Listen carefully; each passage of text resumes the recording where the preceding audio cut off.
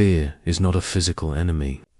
It has no shape, no weight, no form, yet it controls millions of lives.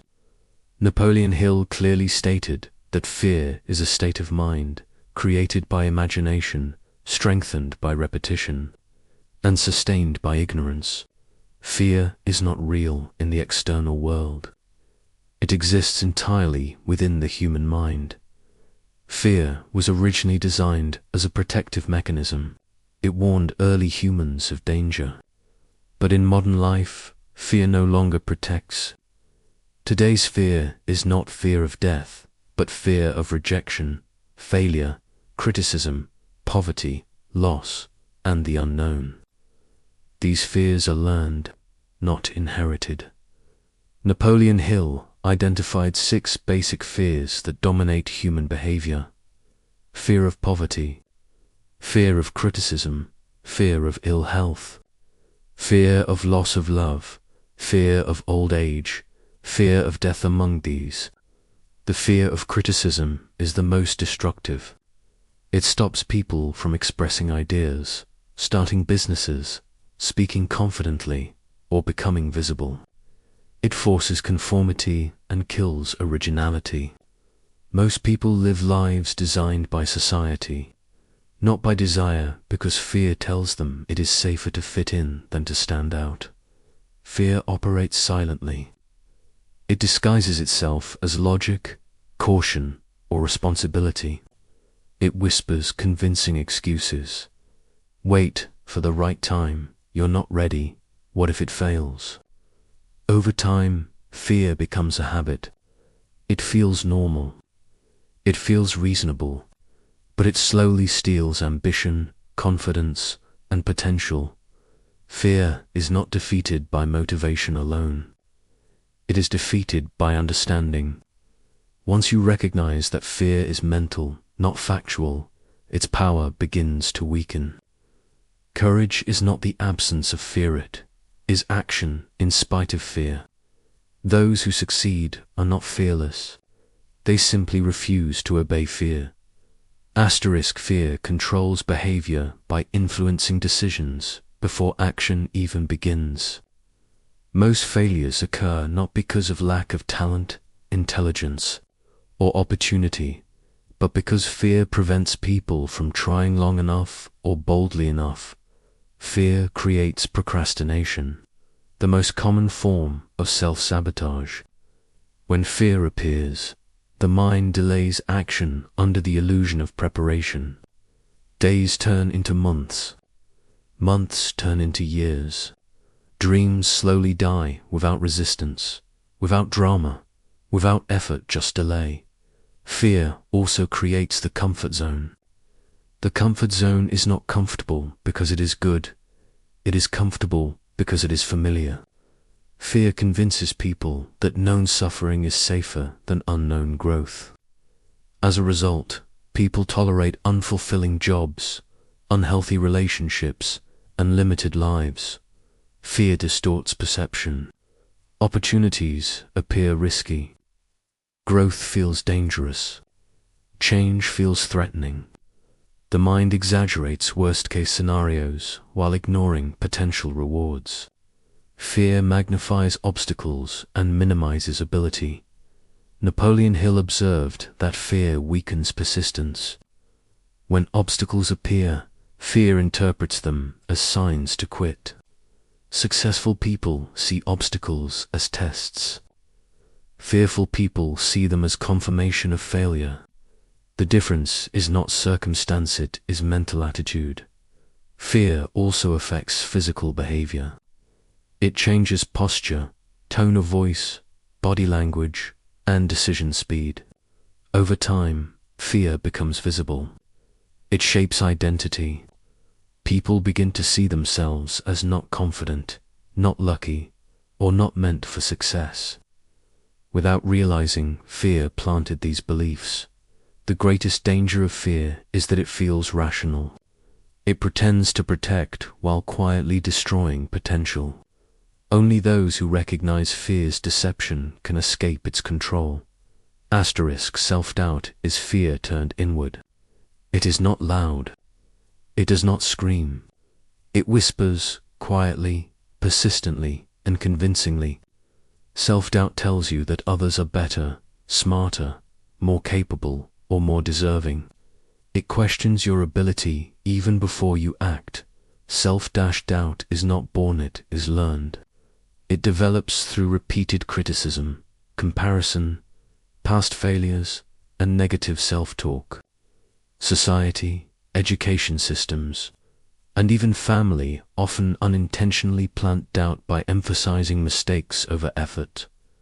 One failure can create years of hesitation.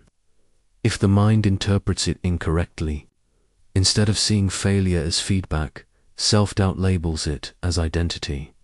I failed because I'm not good enough. Over time, this belief becomes subconscious truth. Comparison intensifies self-doubt. In the age of social media, people compare behind the scenes, struggles with others' highlight reels. This creates unrealistic standards and constant feelings of inadequacy.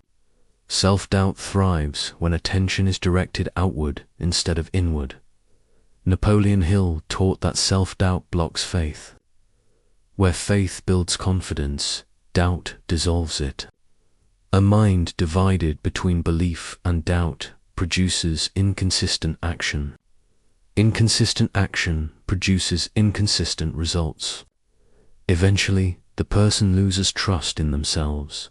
Self-doubt is especially dangerous because it often goes unnoticed. People blame luck, circumstances, or timing, unaware that the real barrier is internal. Talent without belief remains unused. Knowledge without confidence remains inactive. The cure for self-doubt is not perfection, it is action. Small wins rebuild trust. Each action taken despite doubt weakens its control. Confidence is not built by thinking, is built by doing. Those who overcome self-doubt do not wait to feel ready. They act first, and belief follows. Over time, the voice of doubt grows quieter, and the voice of confidence grows stronger. Fear cannot be destroyed by ignoring it. It cannot be eliminated by waiting for confidence. Fear must be confronted, understood, and reprogrammed at the mental level. Napoleon Hill taught that fear is a habit of thought and, like any habit, it can be replaced. The first step in reprogramming fear is awareness. Fear survives in darkness. When you name it, observe it, and question it, its power weakens. Most people never ask themselves what they are actually afraid of. They just feel hesitation and obey it. But fear loses strength when exposed to logic and consciousness. Fear feeds on imagination used negatively. The same imagination that can build success can also manufacture disaster scenarios. The mind plays movies of failure, embarrassment, loss, and rejection. Reprogramming fear means redirecting imagination deliberately. Instead of imagining what could go wrong, you train yourself to imagine what could go right. Autosuggestion is one of the strongest tools against fear. Repeated affirmations spoken with emotion send commands to the subconscious mind.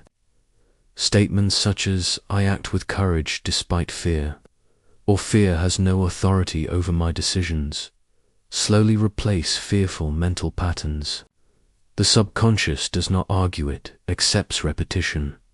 Another powerful method is exposure through action. Fear weakens every time you act in its presence. Courage is not an emotion, it is a decision repeated daily. Small actions taken consistently train the mind to associate fear with progress instead of danger. Napoleon Hill emphasized that fear cannot coexist with faith. When faith is actively cultivated, fear retreats. Faith grows through evidence. Faith grows through evidence, created by action. Each small success becomes proof that fear is lying. Reprogramming also requires cutting off fear's fuel. Negative environments, discouraging people, and constant exposure to pessimistic information strengthen fear. Successful individuals guard their mental space carefully. They choose what they listen to, what they read, and who influences them. Fear will not disappear overnight, but with daily mental discipline, fear loses control.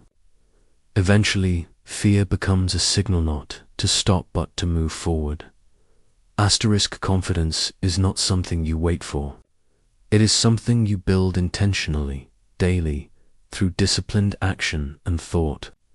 Napoleon Hill believed that self-confidence is the foundation of all achievement, and it is developed through habit, not motivation. The day should begin with mental programming. Before the world influences your thoughts, you must influence your own. Reading affirmations, reviewing goals, and visualizing success each morning conditions the subconscious mind to expect progress. Confidence grows when the mind repeatedly sees itself winning. Physical posture also matters. Confidence is not just mental, it is physical. Standing tall, speaking clearly, and moving with purpose sends signals to the brain. The mind adjusts to the body. Weak posture reinforces doubt. Strong posture reinforces belief. Another daily practice is fear-based action. Each day, do one thing that feels slightly uncomfortable but aligned with growth. It could be speaking up, starting something new, or taking responsibility. Confidence grows through evidence, and evidence comes from action.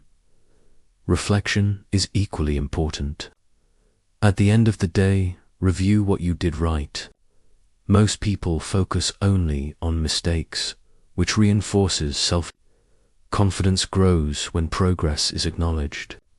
Even small wins matter. Self-talk must be monitored relentlessly. The voice you speak to yourself becomes your identity. Replace self-criticism with instruction. Instead of saying I'm bad at this, say I'm learning and improving. This shift changes emotional response and behavior. Consistency is the true builder of confidence. One confident day means nothing. Repeated confident behavior becomes identity. Over time, self-trust replaces self-doubt. Napoleon Hill taught that confidence is not arrogance. It is quiet certainty. It is knowing that you can face uncertainty and still move forward. Those who build confidence daily no longer wait for permission. They act, adapt, and grow. In the end, fear loses its grip when confidence becomes stronger than doubt. And confidence grows when action becomes habitual.